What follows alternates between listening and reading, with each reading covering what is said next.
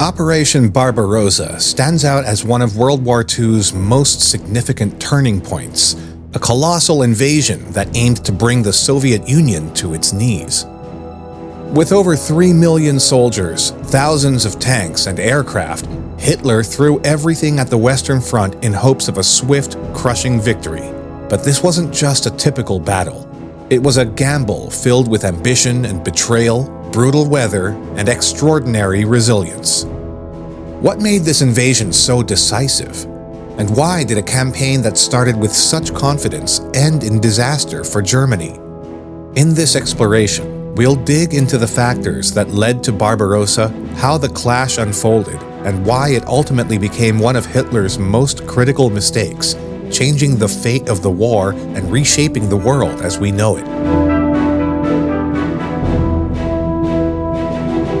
Before we dive into Operation Barbarossa itself, let's rewind to 1939. The world is already in turmoil. World War II has begun, and countries are choosing sides.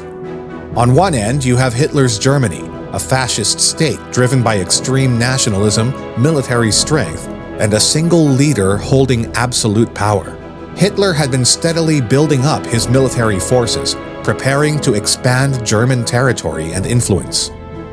On the other side is Stalin's Soviet Union, where communism rules. Communism stands for the opposite of fascism, at least in theory. The Soviet Union preached unity among workers and wanted to create a classless society where wealth and power were distributed more equally.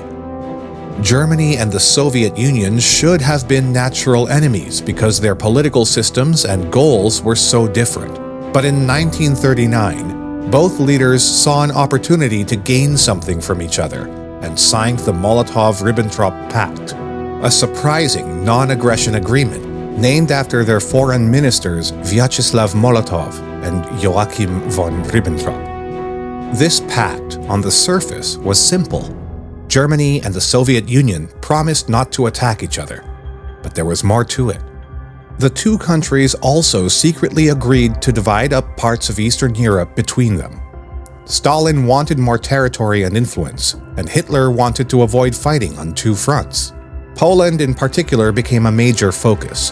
Shortly after the pact was signed, both Germany and the Soviet Union invaded Poland, splitting the country between them.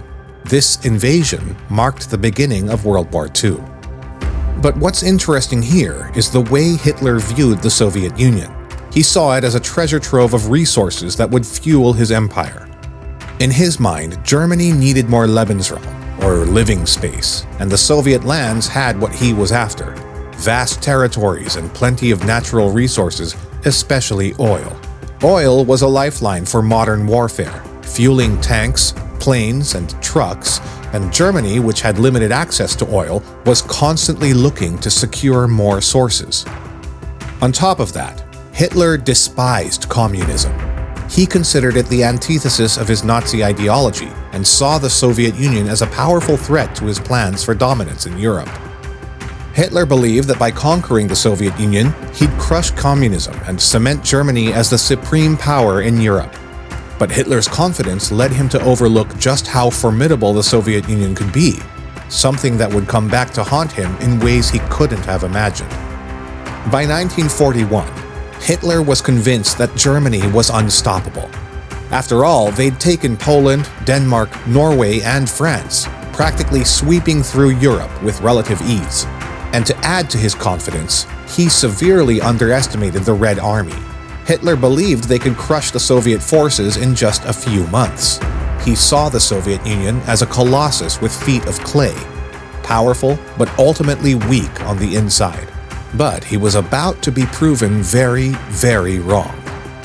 So, on June 22, 1941, Germany launched Operation Barbarossa, a name inspired by Frederick Barbarossa, a legendary German emperor known for his powerful rule. The operation was massive, spanning a front over 1,800 miles, roughly the distance between New York City and Denver. Imagine over 3 million soldiers advancing in one wave, with 600,000 vehicles, 600,000 horses, and more than 3,000 tanks. The sheer scale was like nothing the world had ever seen. Initially, things seemed to go in Germany's favor. The Soviet forces were taken by surprise, and the Germans executed a brutal blitzkrieg or lightning war strategy. Within weeks, they had captured huge numbers of Soviet soldiers and advanced deep into Soviet territory. Major cities were threatened, and it looked as if Germany might actually succeed in crushing the Soviet Union. But then, things began to shift. One of the first turning points came with the autumn rains. The German forces were racing against time, hoping to reach Moscow before the winter set in. But as they advanced, the infamous Russian mud, known as Rasputitsa, began to bog down their vehicles. Tanks, trucks, and other military equipment couldn't move through the thick, sticky mud, grinding their blitzkrieg to a near halt. Supply lines became strained, and food and ammunition started running low.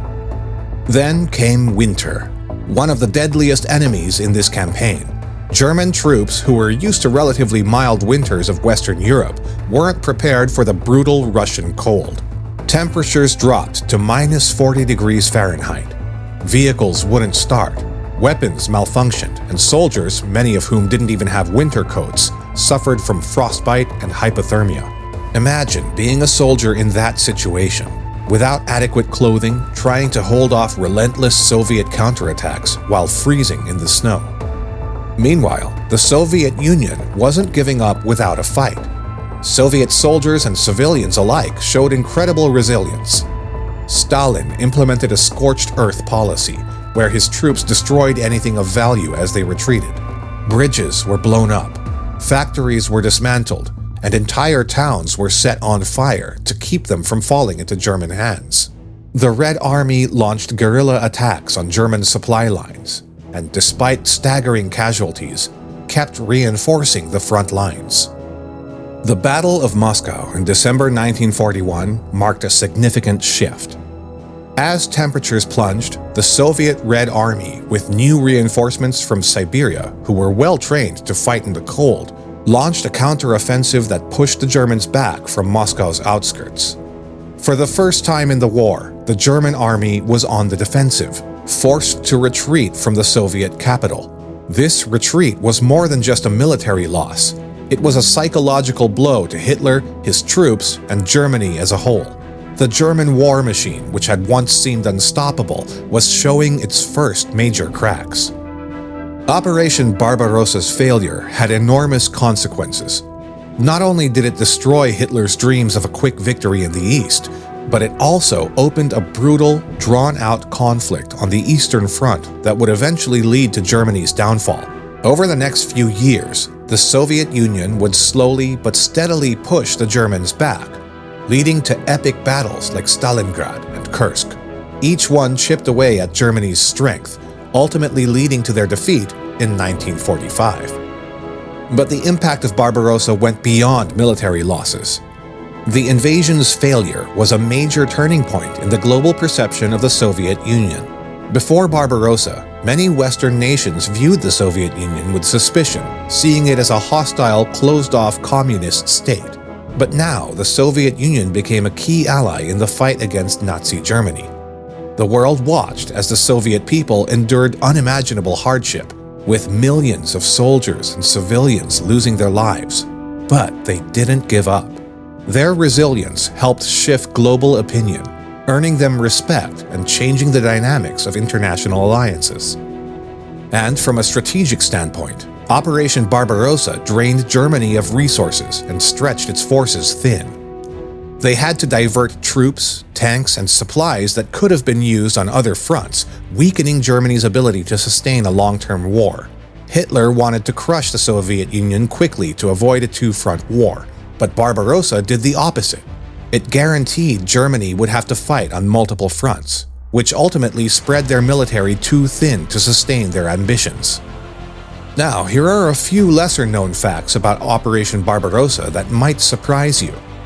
Did you know that Hitler's decision to delay the invasion by 5 weeks to help Italy in the Balkans may have been a critical error? The delay meant the invasion started closer to fall, which as we saw played a major role when the autumn rains and winter hit. Another interesting point is the role of Soviet spy networks. Soviet intelligence had actually warned Stalin about the impending invasion multiple times, but Stalin ignored the warnings, thinking Hitler wouldn't break the pact so soon. If Stalin had believed his spies, the Soviet Union might have been better prepared for the attack. So what do you think?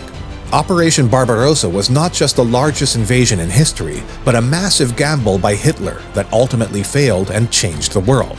Imagine if Hitler had won. Would Europe look the same today? Would the Soviet Union have collapsed under Nazi control, altering the entire course of history? The failure of Barbarossa became a turning point in World War II, leading to the Soviet Union's rise as a superpower and sealing Germany's fate in the long, drawn-out conflict that followed. If you enjoyed this video and want to hear more about World War II's lesser-known battles, game-changing strategies, and the incredible resilience shown by people on all sides, don't forget to hit the like button, leave a comment, and subscribe to our channel. Thanks for watching, and we'll catch you in the next one.